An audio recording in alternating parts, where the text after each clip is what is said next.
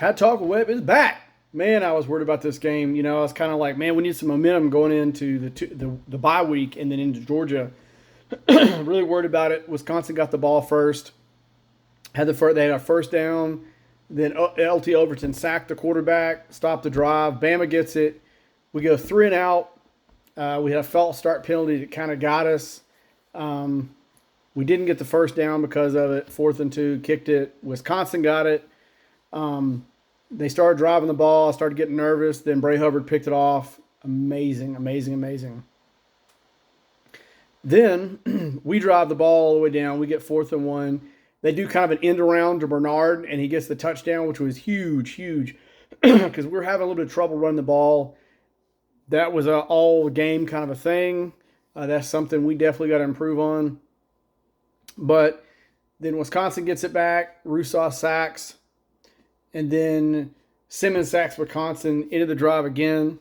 Bama gets it. Bernard gets a TD pass for 43 yards. Killed it. God, he's the most consistent receiver, I swear. Wisconsin got it. They got a punt. They had a legal substitution against us with a penalty. Bama gets the ball back. We started on the far 5-yard line because they pinned us. They had a great punt. Izora Horton had a TD, did a great drive on that one.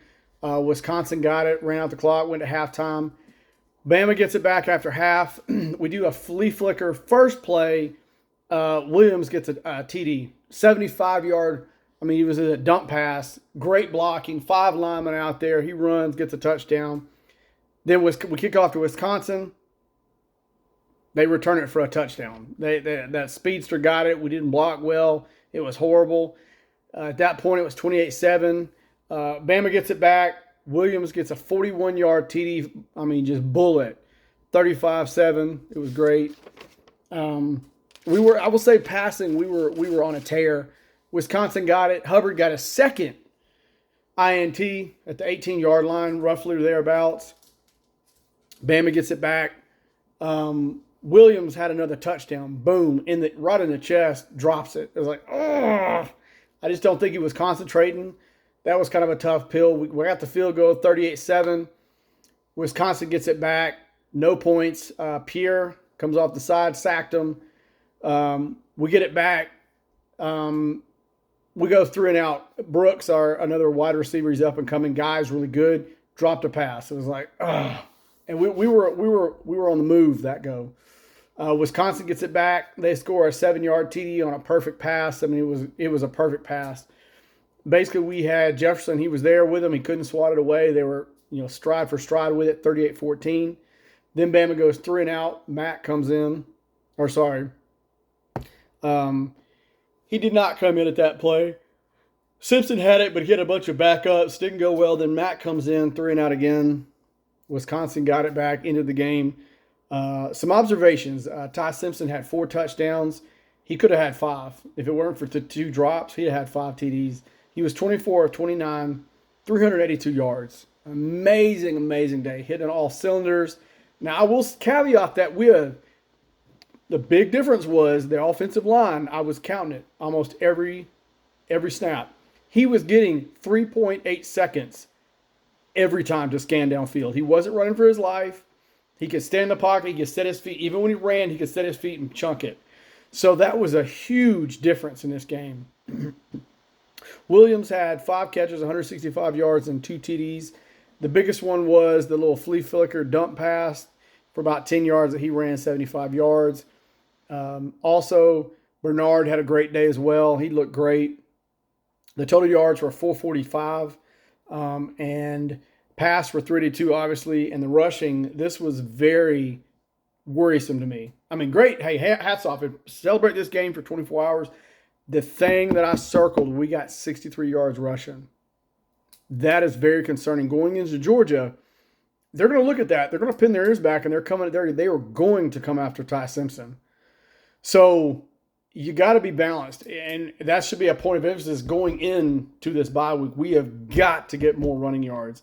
Now, granted, if you're firing on all cylinders and your offensive line is giving you, let's say, 3.8 seconds, great, because we do have a really good wide receiver core of guys, with Horton and Rico Scott and Williams and Bernard. Really good. But the thing is, that's a troubling stat. And like I said, if you become one dimensional, you better be really good at that one dimensional thing. You better be getting 3.8 seconds every snap to look downfield. Now, Georgia is not Wisconsin. Georgia is very, very good. So, regardless of what happens today, they got a bye week next week too to prepare for us.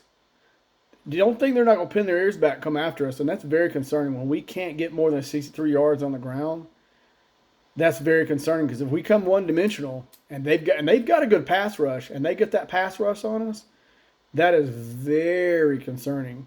So I think DeBoer has got to worry about that. Now, he did say some great things after the game. I like the fact that he said, "Oh, we'd have helped our quarterback out more if we did not drop passes. We'd done the little things." They're focusing on those little things. Like I said, let's not get overexcited. This is Wisconsin. This is not Oklahoma. This is not Georgia. So we need to stay focused. We got Murderers Row coming up. After this bye week, it's going to be tough. LSU is sick. Georgia is sick. Tennessee is not a pushover. So every game is going to be highly contested. It's going to be rough. We're going to have to improve on that run game. And the blocking has got to get better for him because he can't be just running around for his life. He's got to have time to set his feet. He's got to have time to throw. He's not a quarterback that can just run around, throw off his back foot like Milroe or even Bryce Young. He has to have 3 seconds plus to be able to scan the field, to be successful in that. With that being said, we also have to be able to run the ball. We also have to be able to run clock. I'm not saying you got to get 10 yards a run. I'm saying you got to get 3 and 5 and 6 and 7. You got to be able to have those good runs, and that was not consistent for us at all. That's got to be a point of emphasis for those linemen. We've got to pass, or we've got to run block better in the trenches. The guys on the outside, the wide receivers, look great in blocking today. When their guy got it, they blocked like hell. They look great. But that offensive line, they got to focus on that. That should be a very, like I said, I can't say it enough, a point of contention going into Georgia.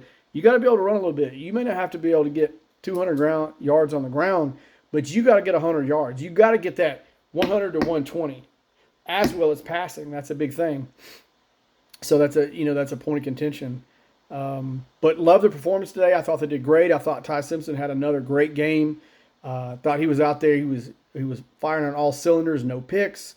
The bad passes he did have was because people dropped it. It was in their his passes in their chest or their face mask. People dropped it. So I'm excited. I'm glad to see where he's coming along. I'm glad to see that progression. I'm glad to see he's getting more comfortable with those receivers. I'm glad that receivers have more accountability to, hey, we got to do little things right. You got to catch the ball before you run. You got to catch the ball before you turn. You got to do all the small things right, and that's a great sign. It looks like great progression going forward. Anyway, like I said, pleased to see what we got going on, but we really got to focus these next 2 weeks. We got to get the run game going.